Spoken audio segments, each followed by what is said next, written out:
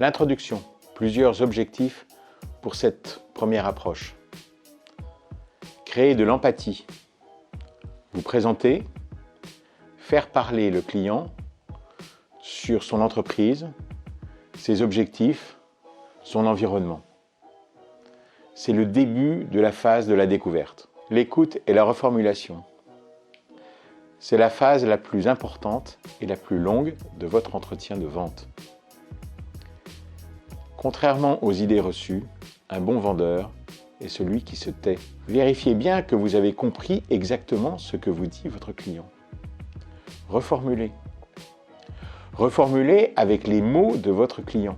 Vérifiez les motivations. Vérifiez les délais.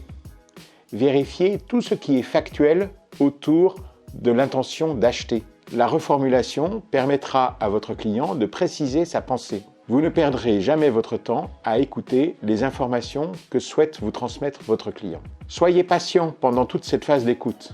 Tout ce que vous dit votre client, toutes les informations qu'il vous diffuse seront autant d'atouts pour conclure la vente. Après l'écoute, vous reprenez la direction des opérations. Vous allez faire une proposition. Vous êtes le spécialiste. Votre proposition répond donc aux besoins exprimés par votre client pendant la phase écoute. Vous allez argumenter. Prenez l'argument le plus fort en premier. Il suffit peut-être pour conclure la vente. Si c'est le cas, surtout, n'employez pas d'autres arguments. Il pourrait nuire à la vente, ceci. En général, votre client ne peut pas retenir plus de 3 arguments. Or, l'argument que vous allez lui donner va lui servir à justifier son achat. Trop d'arguments ne servent à rien. Votre client formule une objection. Ça vous énerve? Détrompez-vous, c'est bon signe. Une objection signifie « je voudrais bien acheter, simplement dites-moi vraiment qu'il faut que j'achète ». Vous allez donc traiter l'objection. Commencez par écouter, puis reformuler, puis argumenter. Vous allez comme ça traiter l'objection. Vous avez écouté votre client, vous avez fait une proposition qui répond à ses besoins, vous avez traité les objections, vous pouvez annoncer naturellement le prix, calmement, simplement.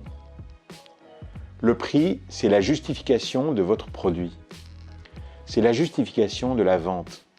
Le prix est normal, il est naturel. Votre client sait bien que votre produit a un prix.